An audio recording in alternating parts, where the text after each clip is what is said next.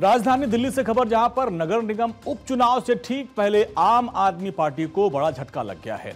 आम आदमी पार्टी के वरिष्ठ नेता और पूर्व विधायक राजेश गुप्ता बीजेपी में शामिल हो गए। घटनाक्रम पर आपकी ओर से तत्काल कोई प्रतिक्रिया नहीं आई। 2 बार आपके विधायक रहे गुप्ता पार्टी के राष्ट्रीय प्रवक्ता एवं पार्टी के कर्नाटक इकाई के प्रभारी भी थे।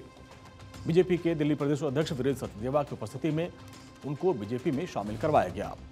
बीजेपी की दिल्ली इकाई द्वारा जारी एक बयान में कहा गया कि सचदेवा ने गुप्ता का बीजेपी में स्वागत किया।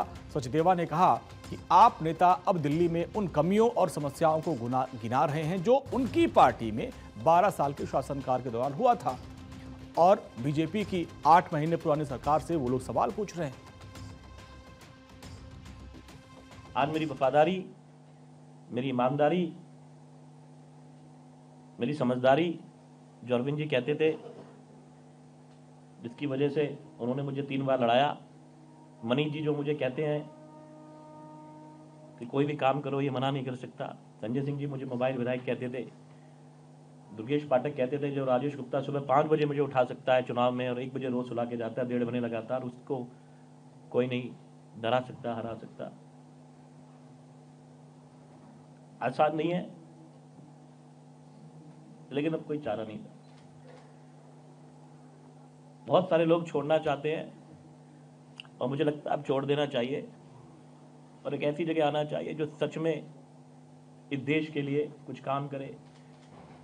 अपने कार्यकर्ताओं को ये ना समझे कि यूज एंड थ्रो कर दिया जाए।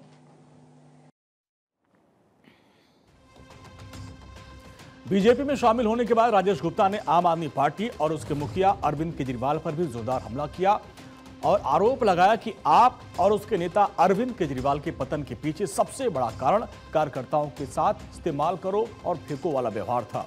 बीजेपी में शामिल होते समय राजेश गुप्ता आप में अपने योगदान, इसके बदले मिले उपहास और आप नेता अरविंद केजरीवाल के व्यवहार को याद करते हुए भावुक हो गए। उनकी आंखों में आंसू भी आ गए।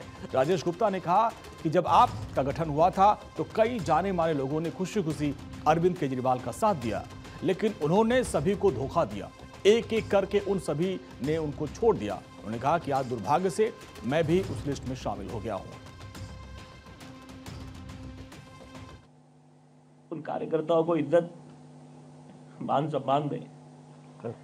बस कल बात करी थी अध्यक्ष जी आपसे, आज करी। मैं कुछ नहीं हूं, आज तो मैं एक हारा हुआ विधायक हूं, लेकिन जो प्यार, सम्मान, जिस पार्टी में मैं रहा उसका अध्यक्ष मुझसे बात नहीं कर पाया, तेरे घर नहीं आ पाया, मुझे फोन नहीं करा, और आप शायद मुझे तरफ दूर से जानते थे।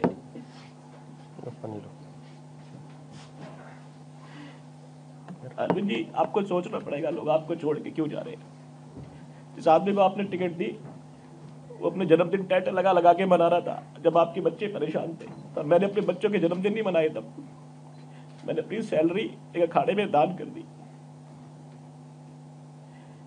और आप उस आदमी को टिकट दे देते हो।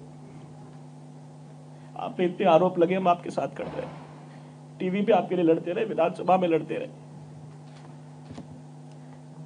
वफादारी की एक ही बात आपने दी, मैं काम करना जानता हूं, मुझे देश के लिए, जनता के लिए करूंगा, और जो कुछ भी मुझे यहाँ जिम्मेवारी मिलेगी। मैंने अध्यक्ष जी से कोई पद नहीं मांगा, कोई कमिटमेंट नहीं मांगी, काम बस मैं काम करना चाहता हूँ अपने देश के लिए, अपनी जनता के लिए, और ये विश्वास दिलाता हूँ कि आपको कभी इस बात का दुख नहीं होगा। प्रवीण जी, जय भारत, जय हिंद। वहीं दिल्ली बीजेपी के अध्यक्ष वीरेंद्र सचदेवा ने कहा कि राजेश गुप्ता एक जिम्मेदार विधायक के तौर पर अपनी एक अलग पहचान बनाई थी, लेकिन अरविंद केजरीवाल उस पहचान की कदर नहीं कर पाए।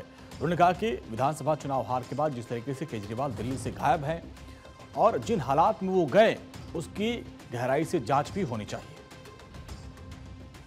बिहार वार्ड में उपचुनाव है, दिल्ली की 12 सीटों पर उपचुनाव है और वजीरपुर के 2 बार के विधायक पार्टी को ज्वाइन कर रहे हैं आज, और साथ साथ जो गंभीर आरोप उन्होंने अरविंद केजरीवाल और आम आदमी पार्टी पर लगाए हैं वो एक बार फिर सोचने पर मजबूर करते हैं कि आम आदमी पार्टी है क्या। वहाँ नैतिकता, ईमानदारी, इन चीज़ों की कोई जगह नहीं है। एक करप्शन, चोरी, ये आम आदमी पार्टी का गहना है, जिसका जिक्र खुद राजेश गुप्ता ने किया कि वहाँ एक ऐसे व्यक्ति को टिकट दी गई है जिसे खुद अरविंद केजरीवाल ने शो कॉज नोटिस दिया था, लेकिन भारी लेन देन के बाद उनको टिकट दे दी गई, जिसकी पीड़ा राजेश गुप्ता जी खुद व्यक्त कर रहे थे।